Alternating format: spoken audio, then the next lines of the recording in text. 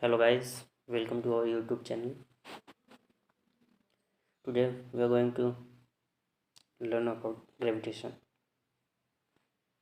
In this chapter or in this session, we will discuss about topics gravitation, universal law of gravity,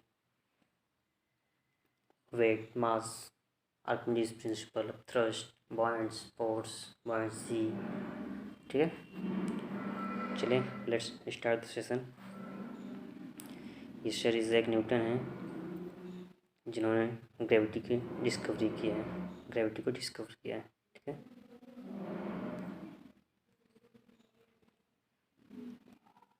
पहला topic है gravitation. Gravitation क्या है? Gravitation एक force of attraction होता है. किसी भी दो ऑब्जेक्ट के बीच में जो फोर्स ऑफ अट्रैक्शन होता है उसी को हम ग्रेविटेशन कहते हैं. वो चाहे कोई दो समान बॉडी के बीच में हो या एक बड़ी बॉडी हो एक छोटी बॉडी हो. हाँ, कोई भी बॉडी हो सकती है. मान लीजिए तो अर्थ और मून के बीच में जो अट्रैक्शन है, जो अट्रैक्शन ऑफ फोर्स है, उसे भी ग्रेविटेशन फोर्स कहेंगे. और या तो कुछ भी हमारे सोलर सिस्टम में, हमारे यूनिवर्स में किसी भी दो ऑब्जेक्ट के बीच का जो फोर्स ऑफ अट्रैक्शन है उसी फोर्स को हम कहते हैं ग्रेविटेशनल फोर्स. ठीक है, बॉडी छोटी बड़ी भी हो सकती है, सेम हो सकती है, डजंट मैटर. ठीक है, फिर आगे देखिए. This force is proportional to product of masses of the object. जो दो ऑब्जेक्ट होंगे उनके मास का प्रोडक्ट का डायरेक्टली प्रोपोर्शनल होगा ग्रेविटेशन फोर्स, यानी F directly proportional to m1 m2. मान लीजिए अगर एक ऑब्जेक्ट का मास m1 है, एक का मास m2 है, तो F जो है डायरेक्टली प्रोपोर्शनल होगा m1 m2. ठीक है, फिर आगे क्या कह रहा है? And inversely proportional to the square of distance between them. और जो उन दोनों ऑब्जेक्ट के बीच का डिस्टेंस होगा उसके स्क्वायर का इनवर्सली प्रोपोर्शनल होगा.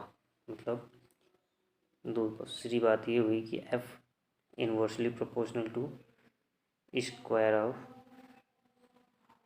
Distance between them. ठीक है, इसको देखिए हम ऐसे भी लिख सकते हैं. ऐसे आपको बताते हैं,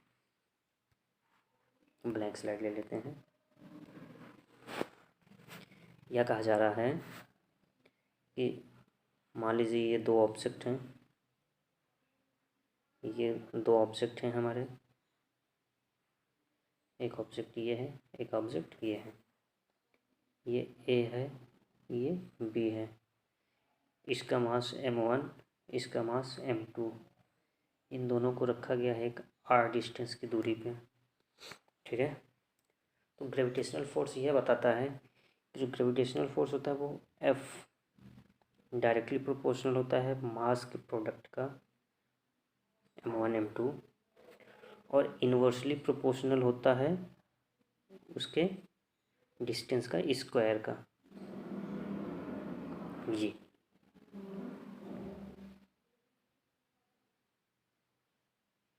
ठीक है. उसके बाद ये कहा जा रहा है कि अगर मान लीजिए हम प्रोपोर्शनल का साइन हटाएं तो एक कांस्टेंट लेंगे. देखिए आगे ऐसे